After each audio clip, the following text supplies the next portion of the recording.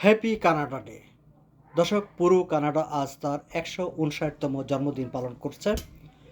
এমন একটি সময়ে কানাডা তার জন্মদিন পালন করছে যখন বাইরে প্রচণ্ড দাবদাহ, বলা যায় যে টেম্পারেচার এত হাই যে এনভায়রনমেন্ট কানাডা রীতিমতো একটা ওয়ার্নিং দিয়ে রেখেছে।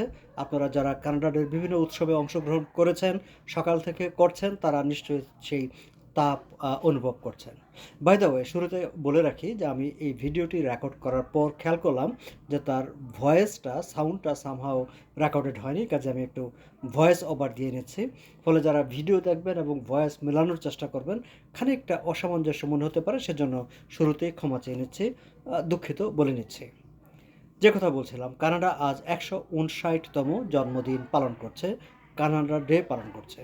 এবং এমন একটা সময় কানাডা ডে উদযাপিত হচ্ছে যখন কানাডার ভেতরে বাইরে এক ধরনের অস্থিরতা আছে।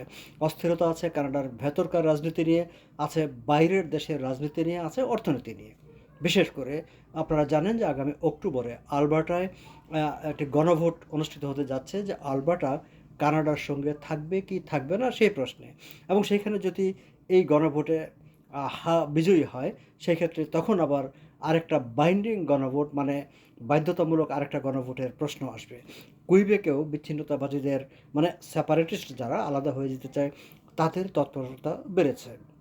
ফলে অভ্যন্তরীণ রাজনীতিতে বিচ্ছিন্নতাবাদ কিংবা আলাদা হয়ে যাওয়ার যে আন্দোলন, সেই আন্দোলনটি এখন বেশ বলা যায় যে বেশ একটু গতি পেয়েছে, এমন একটি অবস্থা। আবার আমরা যদি অর্থনীতি নিয়ে ভাবি, আমাদের পাশের দেশ আমেরিকার সঙ্গে ট্যারিফ নিয়ে ডোনাল্ড ট্রাম্পের সঙ্গে এক ধরনের বাণিজ্য যুদ্ধই চলছে। জুলাই মাস থেকে এই যে মেক্সিকো, আমেরিকা, কানাডা এর যে বাণিজ্য আলোচনা, সেই আলোচনা নিয়েও নানা রকম অনিশ্চয়তা আছে। তো এই সব কিছুর বাইরে আমরা যদি এই যে আজ যে কানাডা তার 159তম জন্মদিন পালন করছে, সেই তার একটু পেছনের ইতিহাসের দিকে তাকাই, তাহলে আমরা কি দেখি? আমরা দেখি যে 1867 সালের 1 জুলাই একটা কনফেডারেশন গঠিত হয়েছিল কানাডায়। সেই সময়টা আসলে হয়েছিল যে ইউনাইটেড কানাডা, অন্টারিও, কুইবেক, এই দুইটা প্রভিন্স, তার সাথে নোভা স্কোশিয়া এবং নিউ ব্রান্সউইক মিলে একটা কলোনি রাজ্য, একটা কনফেডারেশন তৈরি হয়েছিল। কিন্তু তখনও কিন্তু কানাডা পরিপূর্ণভাবে একটা স্বাধীন রাষ্ট্র হিসাবে প্রতিষ্ঠিত হয়নি, তখনও সেটি ব্রিটিশ কলোনি ছিল। তার উপরে 1931 সালে একটা ফুল কন্ট্রোল কানাডা পায়।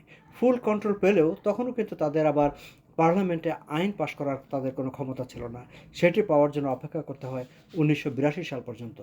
1982 সালে এসে কানাডা তার ফুল কর্তৃত্ব পায়, পার্লামেন্টে আইন পাশ করার ক্ষমতা পায়।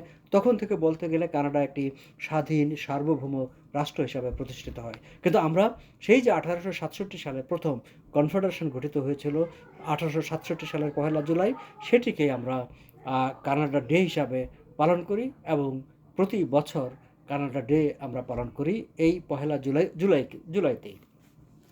এবং সামনের দিনগুলোতেও এভাবেই আমাদের 1 জুলাই উদযাপিত হবে।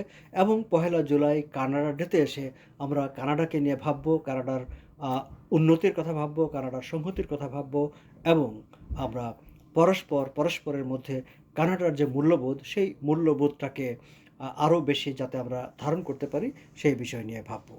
আজ আলোচনাটা এখানে শেষ করছি। ভালো থাকবেন সবাই। ধন্যবাদ সবাইকে।